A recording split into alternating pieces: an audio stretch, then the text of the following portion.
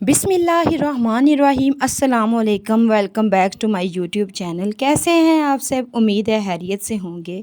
आज मैं आपके साथ मूंग और मसूर की दाल की रेसिपी शेयर करने वाली हूं।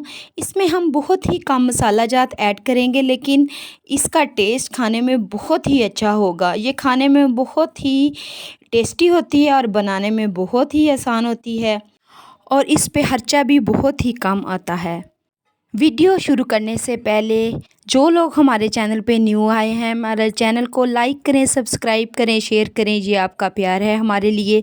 और बेल आइकन को दबाना मत भूलिएगा, ताकि हर नई आने वाली वीडियो का नोटिफिकेशन आपको सबसे पहले मिल सके। वीडियो को स्किप मत कीजिएगा, बहुत ही ध्यान से देखिएगा, तभी आप अपने घर में इस रेसिपी से मूंग और मसूर की दाल बना सकेंगे और बिल्कुल परफेक्ट बना सकेंगे। आइए हम रेसिपी को स्टार्ट करते हैं। सबसे पहले मैंने इक्वल क्वांटिटी में दोनों दालें ली हैं। 1 पाव ही मसूर की दाल ली है और 1 पाव मूंग की दाल ली है। अब हम इनको मिक्स करेंगे और एक बोल में डाल के अच्छी तरह वॉश करेंगे।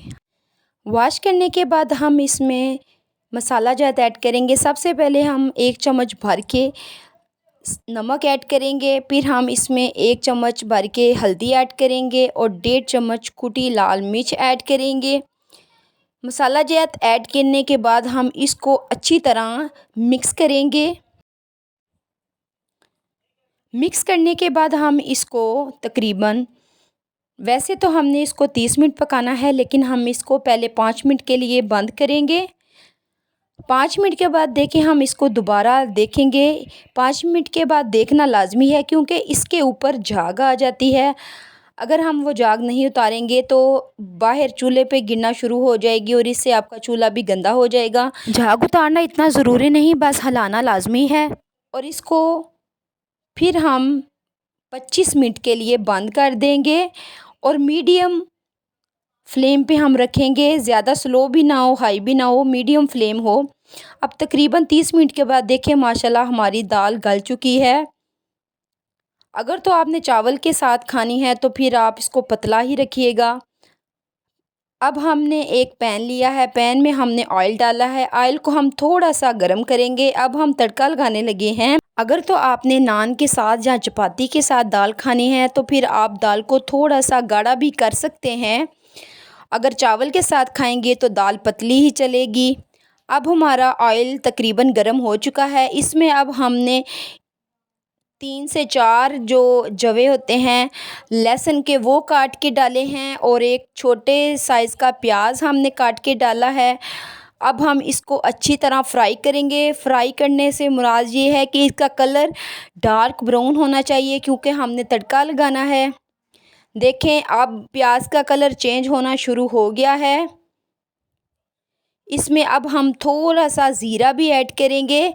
जब प्याज का कलर, लहसुन का कलर चेंज होने लगे तो हम इसमें ज़ीरा भी ऐड करेंगे। ज़ीरा को पहले नहीं डालना, वरना वो जल जाएगा। अब हमने 2 से 3 मिर्चें काट के हरी, वो भी हमने डाली हैं। एंड पे डालनी है, शुरू में नहीं डालनी, वरना वो जल जाएंगी।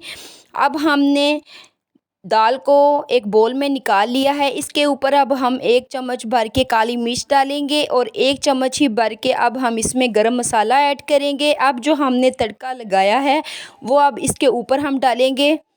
इससे हमारी दाल रेडी हो गई है और बहुत ही टेस्टी है और खुशबू भी तड़के की बहुत ही आला है। महंगाई के इस दौर में ये दाल बनाना बहुत ही आसान है और पैसे भी कम लगते हैं, और पूरे घर भर के लिए ये दाल भी बन जाती है और टेस्टी भी होती है। इसको आप चावल के साथ भी खा सकते हैं और चपाती के साथ या नान के साथ भी, जो आपके बच्चे लाइक करें उसके साथ आप इसको खा सकते हैं। अगर आपको हमारी ये दाल की रेसिपी अच्छी लगी है तो हमारे चैनल को लाइक करें, सब्सक्राइब करें, शेयर करें। ये आपका प्यार है हमारे लिए। इंशाल्लाह फिर मिलेंगे एक नई रेसिपी के साथ। तब तक के लिए अल्लाह हाफिज़।